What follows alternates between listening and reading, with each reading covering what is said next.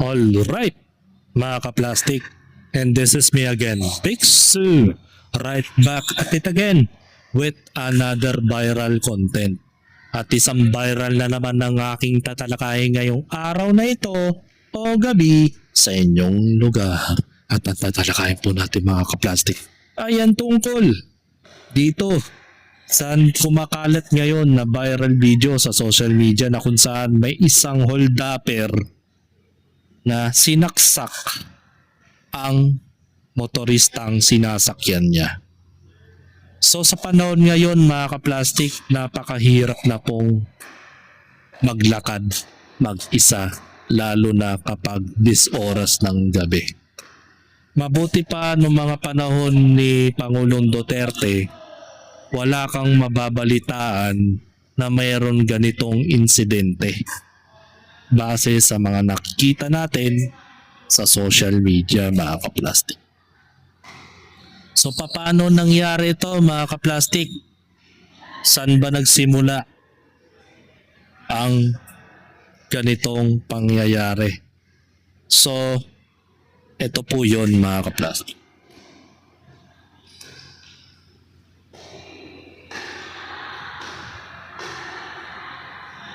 So ito po.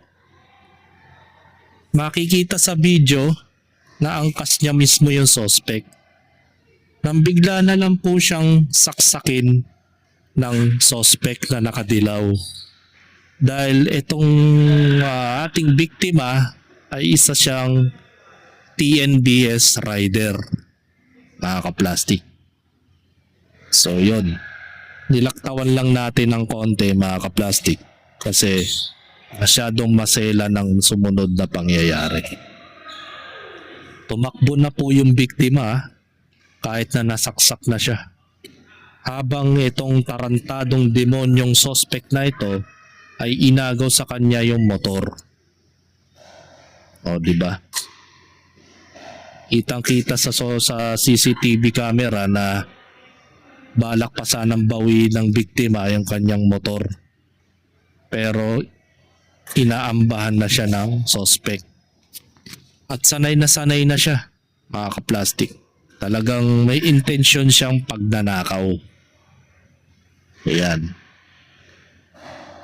Nakakalungkot, di ba? Makakakita ka ng mga ganitong krimen. Tapos sasabihin ni Sir John Vic Remulla na napaka-safe na daw ang Pilipinas, mga ka-plastic. Safe na pala. Safe daw. Ang biktima ay ang nagngangalang si Sir Fabio Jr. Norbete. Ito po siya. Sabi sa post ni Buena Flor Joffrey de Jesus sa kanyang post, rest in peace sa'yo, Sir Fabio Jr. Norberte. Isang taong maasahan pagdating ng may nangangailangan ng tulong, lalong-lalo na pag nasiraan ka ng motor sa daan. Isang tao na nagsisikap para sa kinabukasan ng anak at para may panggastos sa araw-araw. Isang tao na lumalaban ng patas para sa kanyang anak dahil siya lang ang bumubuhay dito. Kawawa ang kanyang baby dahil wala nang nanay at tatay na aalalay sa kanyang paglaki. Dahil namatay na rin ang kanyang misis noong ipinanganak ang kanilang baby. At ang tanging tatay na niya lamang ang kasama niya sa buhay. Ngunit kinuha rin ito sa kanya ng isang walang awang kriminal. Wala na talagang takot ang mga tao ngayon na gumagawa ng masama. Sana pagbuhay na ang kinuha ay buhay din ang kapalit. Rest in peace, Tol Fabio Norbete. Salamat sa lahat ng pagiging matulungin mo sa grupo. Saludo kami sa iyo, Tol. Condolence to the family. Sa lahat ng mga PM sa akin na mga gusto pang tumulong, ito po yung details ng family ni Tol Fabio Jr. Norbete. Ito po yung tao. Nakakaawa, di ba? Ulilang lubos na po yung bata dahil namatay ang kanyang asawa, itong si Sir Biff Fabio. Namatay dahil sa ipinapanganak niya itong bata. Yun ang ikinamatay ng kanyang asawa. At ngayon ay sumunod na rin po yung kanyang asawa. Dahil dito, mga kaplastik. Grabe. Kung pindutin natin itong account ni Sir Fabio Norbete, ito po yung kanyang abo ng asawa niya na namatay noong November 17. Ang kanyang asawa ay binawian ng buhay dahil ipinapanganak niya ang kanyang nag-iisang anak na baby. Plastic. So nakakalungkot na magiging ulila na po ang kanyang anak dahil itong kanyang magulang ay nasa kabilang buhay na po. Yun ang nakakalungkot. Magpasama na sila sa kabilang buhay. At nakakaawa dahil ulilang lubos na yung kanyang anak.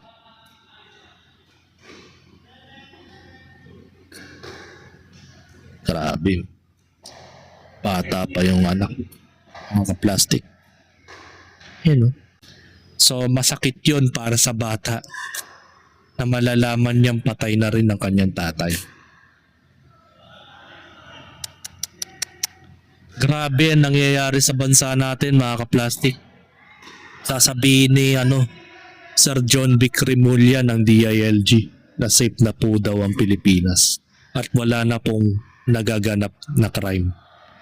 Nasaan ang CHR ngayon, mga ka-plastic, sa mga ganitong insidente? Mga ka-plastic, nasaan ang CHR?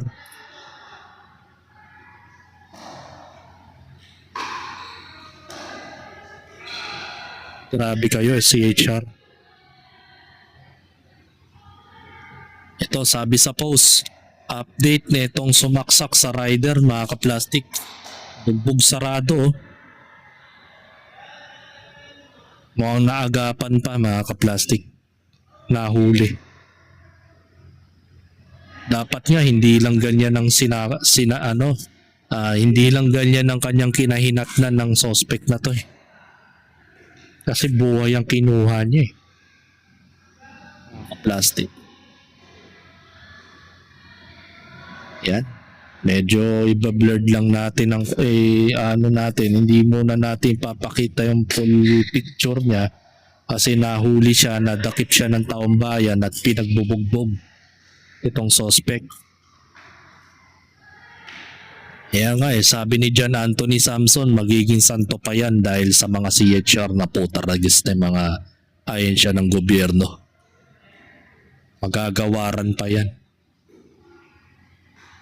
Diba? Magiging santo pa yan, mga ka-plastic. Santo-santitang hinayopak. Ay, nako. At ito po ngayon ang kanyang sabi ni Aklas dito. Ito yung sumaksak sa movie rider. Paano ngayon may ang naiwan niyang anak? Sa siyang single father, maaga na wala ang asawa. Anak niyang 3 years old at autism pa. Grabe. Pangarap niyang may pa-therapy kaya plano niyang mag-abroad. Kung may bisyo ka, huwag ka magmamerwisyo sa sarili mo. Perwisyoin mo. Ang ganito hindi dapat patayinan, dapat dito pahirapan paulit-ulit, hindi sapat ang buo mamatay. So, ang suspect ay nagngangalang Jeffrey Katakutan Manlapas. Ang kaso lang niya ay sa robbery lang. Hindi nakasuhan ng robbery with murder, mga kaplas. Sobrang baba lang ng kaso niya. Kaya niyang bayaran yan, mga kaplastik. Samantalang nakapatay siya ng tao, robbery lang ang kinaso. Matindi.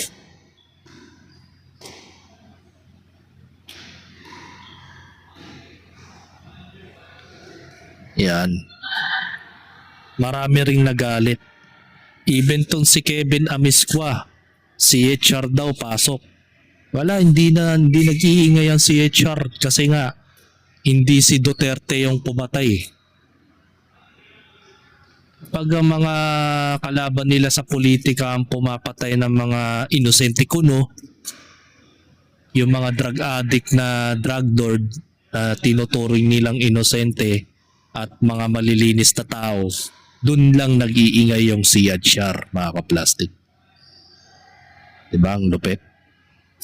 Kahit yung mga tarantadong si John Rick Remurial tsaka si Antonio Trillanes hindi nag-iingay ngayon. Diba? Bulok ang sistema dito sa Pilipinas, mga kaplastic. Simula nung nawala ang ating dating administrasyong Duterte, dumadami na naman ang mga mamamatay tao sa kalsada. Kasi nga, ang ating presidente, gaya nga ng sinabi ni Pangulong Duterte, ay bangag.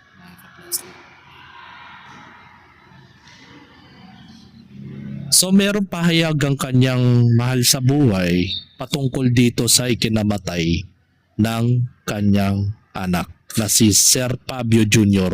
Noblete. Panorin natin. Hindi ko maisip. Ang pinamatanggap ko yung sakit. Kung nagkasakit yung anak ko, paalagaan ko pa.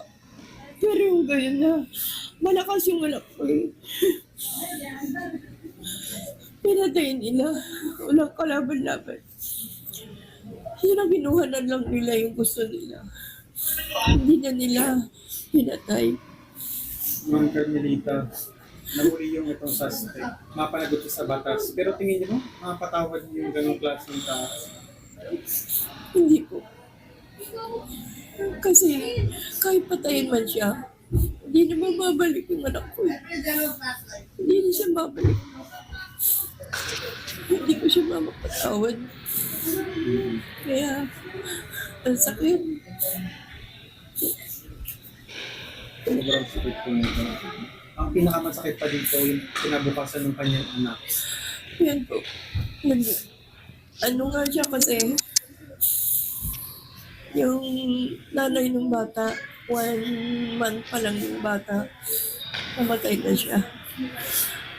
Ngayon, magba-birthday yung anak niya na October, 4 years siya. Wala na siyang tatay. Napakaaga naman yun na ulila. Ang bata, meron siyang autism. Yung anak ko. Ayun ang masakit. Marami siyang balak. Mag-abroad siya dahil para mapagamot yung anak niya. Wala na. Ngayon, ano pa kaya? Siyempre, siya yung gagasto, siya yung at saka siya yung sumusuporta sa amin kasi yung mga kapatid niya, may asawa na, tsaka may ibang bahay sila, di ba? Pero siya, kasama namin dito sa bahay. Bibili ng mga pangangailangan namin. Bibili siya ng bigas. Bibili siyang ulam. Ang babae ng tubig, kuryente. Ngayon, kami matanda na kami. Gusto ko man maghanap buhay. Marami na rin akong nararamdaman. Hindi ko alam kung paano. Hindi ko alam pa. Ano pong inyong panawagan lang siguro para makatulong din kami papaabot ito sa kinauukulan? Sana makita naman kami. Lalo-lalo na yung anak niya naka-line up yun na pag-agamot pati therapy. Kasi nga meron siyang autism. Kaya marami siyang balak. Kaya kung sino man yung makakatulong sa amin, kahit na maliit na bagay, tatanggapin namin. Tingnan mo yung ginawa mo.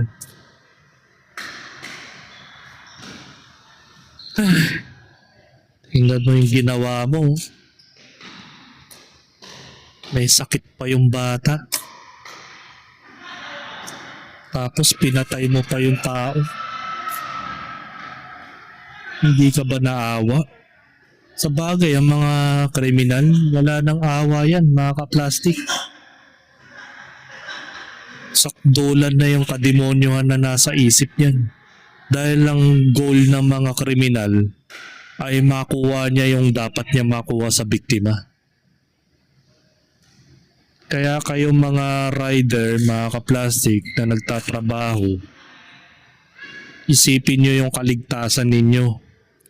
Huwag kayong magbasta-bastang magmamaneho o magpapabok ng mga tao na usually hating gabi, madaling araw. Yan kasi yung mga atake ng mga demonyo eh. Yan yung mga atake ng mga hold-upper, mga kaplastik. Madaling araw hanggang ano na yan, hating gabi hanggang madaling araw. At tingnan mo ang ginawa mo sa pamilya niya. Naulila ng di oras yung bata. At may sakit pang autism. Nabalak sanang ipagamot yung bata kung halimbawa mag-a-abroad yung etong si Kuya Fabio. Tapos nasira ang lahat ng plano niya sa buhay. Hindi lang yung kanyang anak ang nawalan ng pag-asa. Pati yung mga naiwan niya. Tulad nito ni Lola, may edad na yan. Hindi na kaya mag-alaga ng mga bata yan. So sino pa ba mag-aalaga dun sa may sakit na autism? Ngayong wala na siya. Sobrang nakakalungkot yung mga pangyayari ngayon, mga kaplastik. Even ang mga gobyerno, walang ginagawa. Walang ginagawang aksyon patungkol dito. Kasi nga, mas pinopokusan nila kasi ang impeachment trial. Hindi nila pinupukusan yung seguridad ng taong bayan dahil wala naman silang pakialam eh. Kanilang pakialam ay yung safety nila, na assurance na hindi sila makukulong dahil sa korupsyong ginawa nila, mga kaplastik. Nakakalungkot na ganito ang kinainat na ng isang tao sa isang maikling pangyayari. Doon ka mawawalan ng buhay dahil lang sa isang taong naghahangad na magnakaw. Okay lang sana kung ninakawan lang niya eh. Kaso hindi lang niya ninakawan, pinatay pa niya. Grabe. Halata naman sa itsura niya, mga kaplastik. Oh. Parang hindi nagagawa ng maganda. Ang lupit talaga na itong demonyo to. Buti pa sa ibang bansa eh. May bitay talaga eh. Hindi kasi mailagay ang bitay, mga kaplastik. Gawa ng sila rin mismo mga korap. Ayaw nila ng lethal injection. Bibigyan ko kayo ng halimbawa. Kung ang death penalty, mga kaplastik, ipinatupad na ng gobyerno, malamang walang maglalakas loob na gumawa ng korupsyon o pang-hold up o pumatay ng mga inosenteng tao. Kaso sa kaso nito, ang ating dating Pangulong Rodrigo Duterte, mga kaplastik, ay ipinasa niya ang EO number 43 Presidential Anti-Corruption Commission o PACC noong October 4, 2017. At ngayon, napalitan siya ng administrasyong bangag, mga kaplastik, ay siya naman pong inabolish ang batas na Anti-Corruption Commission, mga kaplastik, noong June 30, 2022.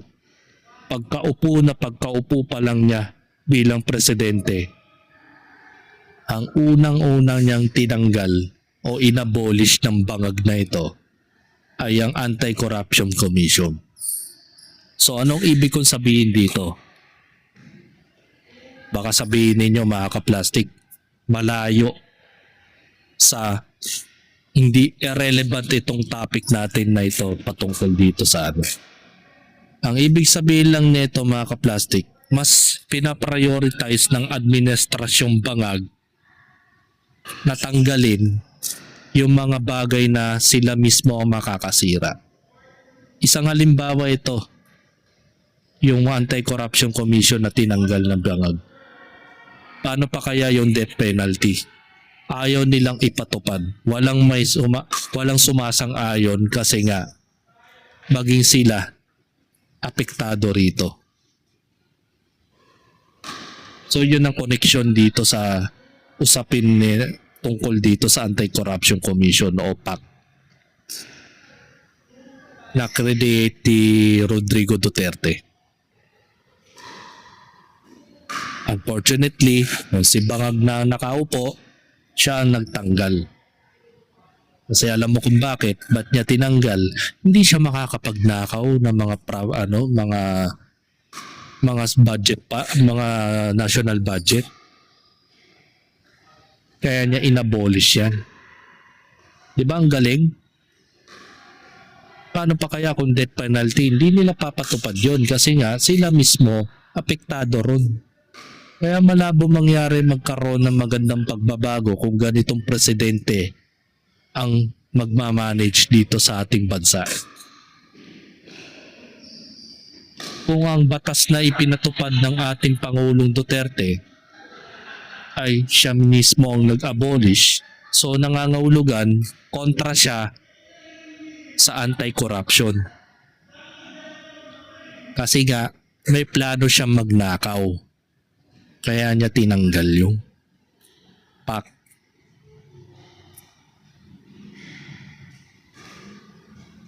Yan. Di yan sasagot, nag-post lang yan ng photo sabay caption ng questionable tapos wala naman siyang naintindihan.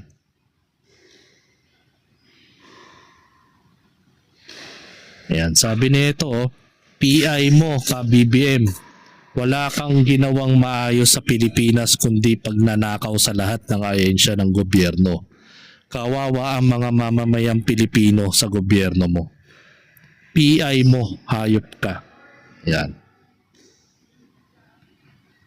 Sa mga ganitong bagay pa lang, kung ang mismong presidenteng bangag ang nagtatanggal ng mga batas na kontra sa kanilang mga gagawing anomalya, paano pa kaya yung death penalty na gusto nating ipatupad ng gobyerno para sa mga masasamang loob kagaya nila?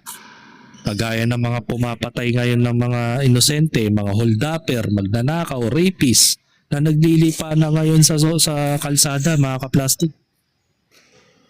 Tapos sasabihin ni John Vic Kupal na safe na daw ang Pilipinas. Ayon sa kanya. Kwento mo yan, syempre. Natural. Diba? Kwento mo yan. Sinasabi mo lang safe pero hindi talaga safe. Malamang pabaligtaran yung ibig sabihin niya. Safe ngayon ng mga kriminal dahil protektado sila ng gobyerno. Yun siguro ang ibig sabihin niya. Kaya nga mapapansin mo, mga kriminal, nagmimistulang santo. Tinideklara pa ng Catholic na maging santo pa yung mga pumapatay kaysa sa mga biktima. Grabe na talaga tong Pilipinas. No? Harap-harapan na tayong tinatarantado, mga kaplastic. Ay, nako. So, sana I think is nabigyan, hindi naman sapat yung nakulong lang yung suspect eh. Kasi base sa nakita natin, ang daming nawala sa pangarap ng isang biktima, mga plastic. Hindi lang ang pinatay niya yung biktima, Pinatay din niya yung mga plano na sa buhay. Pinatay ng hold-upper na yun. Sobrang napaka delikado na ngayon ng Pilipinas sa panahon ngayon. Wala na talagang safe kahit saan ka magpunta. Kaya nga yan ang rason kung bakit hindi ako naingganyong maging TNBS rider. Kasi hindi mo rin masasabi kung kailan ka abutan ng panganib eh. Sipin mo, mismong angkas pa niya yun, mismong pasahero niya ang pumatay sa kanya. Dinala siya sa lugar na kung saan ay walang tutulong sa kanya. Mga kaplastik. So naplanado na yun. So hanggang dito na lang ang aking opinion, and this is me again, Big Sue, lagi nagsasabing ang mga plastic ay matagal mabulok dahil ang mga plastic ay toxic. Kaya, what's up mga ka-plastic? And this is Gambid, commentary video ng video live stream. Signing off. Alright.